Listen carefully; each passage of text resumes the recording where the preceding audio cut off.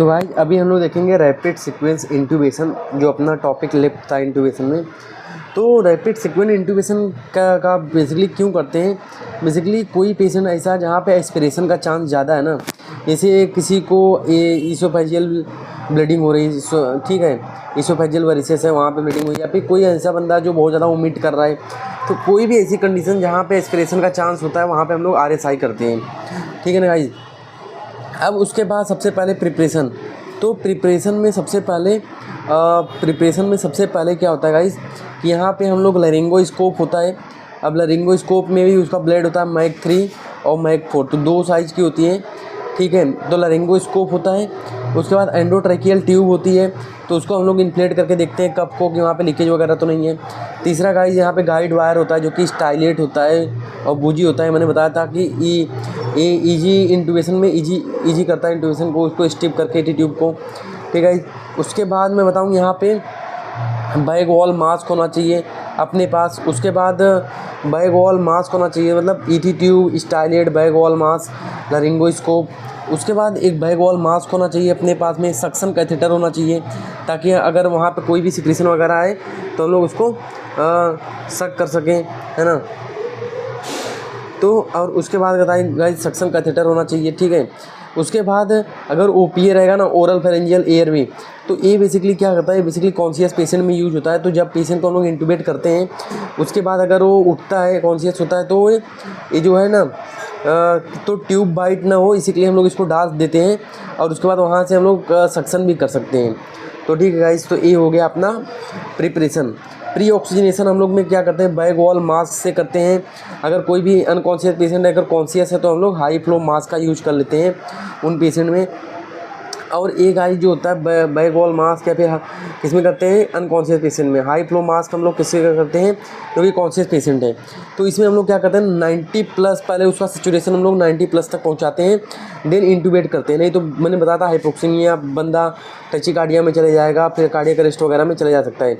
इसी के लिए पहले ऑक्सीजनेट करना उसको, इंट्यूबेशन के पहले 90+ उसका सिचुएशन करना है। उसके बाद गाइस प्री ट्रीटमेंट। तो प्री ट्रीटमेंट अगर कोई बंदा है ओरल इंटेक लिया है तो उसमें एंटीएमेटिक दे देना है ताकि उसको वोमिटिंग वगैरह ना हो, एस्पिरेट वगैरह ना कर ले वो, ठीक है ना। उसके गैस्ट्रिक कंटेंट को भी निकाल लेना है गाइस, एस्पिरेट कर लेना है ना। उसके बाद वहाँ पे अगर एंटी एविल वगैरह भी हम लोग दे देते हैं ताकि वो एलर्जी वगैरह तो नहीं है इसमें इंस्ट्रूमेंट वगैरह से न हो जाए, तो इसलिए भी कर सकते हैं। तो ये हो गया गाइस। उसके बाद पैरालिटिक एंड इंडक्शन। तो इंडक्शन एजेंट हम लोग यहाँ पे देते हैं इटोमीडिएट देते हैं 0.3 mg पर kg के हिसाब से, है ना। तो सपोज कोई 60 का है तो 0.3 मतलब ये कितना हो जाएगा, 1.8 mg हो जाएगा, है ना। तो ये 1.8 mg हो जाएगा, 18 mg हो जाएगा, ठीक है ना, 18 mg हो जाएगा। 1.8 करेंगे तो कितना हो जाएगा, 18 mg हो जाएगा, 16 kg करेगा। और पैरालाइटिक में हम लोग बेसिकली सक्सामिथोनियम ही देते हैं, ठीक है, सक्सामिथोनियम। तो सक्सामिथोनियम गाइस कितना होता है, इसका जो डोज है 1.5 mg पर kg के हिसाब से देते हैं। मतलब अगर 60 का पेशेंट है तो कितना जाएगा, वो हो जाएगा अपना 1.5 × 60, ये कितना जाएगा 90, ठीक है ना। तो 90 mg उस पेशेंट में जाएगा। पोजीशन पेशेंट का गाइस पोजीशन कौन सा रखना है, स्नीप पोजीशन में। अच्छा, ये पैरालिटिक एजेंट हम लोग और इंडक्शन एजेंट क्यों देते हैं, ताकि उसका जो है हम लोग को, क्योंकि इरिटेटिव होता है, ये जो इंट्यूबेशन वगैरह है बहुत ही इरिटेटिव होता है।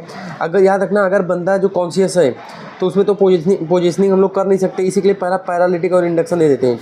और अनकॉन्शियस है तो उसमें हम लोग क्या करते हैं, तो पहले हम लोग उसमें पोजीशन देके फिर पैरालिटिक करते हैं, क्योंकि वहाँ पे हम लोग पोजीशन दे सकते हैं पेशेंट में। और वहाँ पे प्लेसमेंट विथ उसके बाद प्लेसमेंट विथ प्रूफ। तो गाइस हम लोग को उसके बाद उसको हम लोग को क्या करना है, इंट्यूबेट करना है पेशेंट को। तो सबसे पहले लैरिंगोस्कोप से टंग को क्या करना है, लिफ्ट करना है, अपवर्ड एंड फॉरवर्ड लिफ्ट करना है।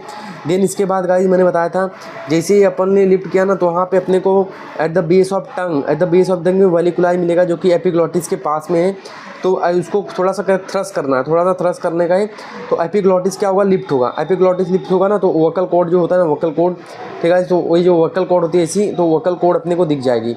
तो वोकल कॉर्ड दिख जाएगी, तो उसमें वोकल कॉर्ड में 2 सेंटीमीटर तक ही जाना, क्या है जो ट्यूब है, सपोज ये वोकल कॉर्ड है तो इसके 2 सेंटीमीटर अंदर जाना है, बस 2 सेंटीमीटर से ज़्यादा अंदर नहीं जाना है। तो 2 सेंटीमीटर तक जाना है वोकल कॉर्ड में। उसके बाद गाइस जो मतलब इंसीजर, जैसे अभी ये ट्यूब है ना, तो यहाँ पे जो नंबरिंग होती है ना, नंबरिंग, तो यहाँ पे इंसीजर जो होता है अपना टीथ, तो वहाँ पे 22 आएगा, वहाँ पे एग्जैक्टली 22 आएगा, मतलब वो सही जगह गई हुई है, तो 22 तक रखने का गाइज, ठीक है ना। तो उससे हम लोग उसमें इंटूबेट कर, उसके बाद वहाँ पे क्या करते हैं, वहाँ पे हम लोग ये क्या बोलते हैं, एक्सरे लेके चेक कर लेते हैं, या फिर हम लोग वहाँ पे ऑस्कल्टेट करते हैं पेशेंट में। एपिगैस्ट्रिक के में भी ऑस्कल्टेट करने का, क्योंकि एपिगैस्ट्रिक में अगर ऑस्कल्टेट किया वो सुनाई दे रहा है तो मतलब इसोफेगस में वो गया हुआ है, तो इसके बाद तुरंत निकाल के हम लोग को प्री इंटूबेट क्या बोलते हैं, री इंटूबेट करना पड़ता है, ठीक है, दोबारा इंटूबेट करना पड़ता है हम लोग को उसको, तो री इंटूबेट करना पड़ता है उसको। उसके बाद पोजीशन, उसके बाद पोस्ट इंटूबेशन मैनेजमेंट, तो इसका हम लोग गाइस अलग से देखेंगे वीडियो में। तो this is all about the rapid sequence intubation. तो गाइज़ अगर आपको रैपिड सीक्वेंस इंटूबेशन समझ में आया, अगर मेरा एफर्ट अच्छा लग रहा है, तो guys you can give me some amount, this will helpful for me and it will also help for you in a future. तो मतलब मैं इससे क्या करूँगा, जब अपने कंटेंट को इम्प्रूव करूँगा ना, तो ये आपके फ्यूचर के लिए अच्छा होगा, है ना। तो आप अगर आईसीयू में आगे काम कर रहे हो, या फिर काम कर रहे हो, या फिर आगे काम करोगे, तो ये वीडियो आपके लिए बहुत ही हेल्पफुल रहेंगी। तो गाइज़ मैं अपना कंटेंट इंप्रूव करूँगा, तो इसके लिए आप मुझे हेल्प कर सकते हैं 9673657948। तो इस पर आप GPay, फ़ोनपे वगैरह गाइज़ कर सकते हैं। और गाइज़ अगर सपोज इन केस अगर आप अमाउंट से नहीं हेल्प करना चाहते, तो आप मेरा वीडियो लाइक करके, शेयर करके, ठीक है, सब्सक्राइब करके भी हेल्प कर सकते हैं गाइज़, ठीक है। तो this is all about the guys rapid sequence intubation. अगर इसमें कोई भी डाउट है तो आप इजीली मुझे जो है वो चैट बॉक्स में पूछ सकते हैं।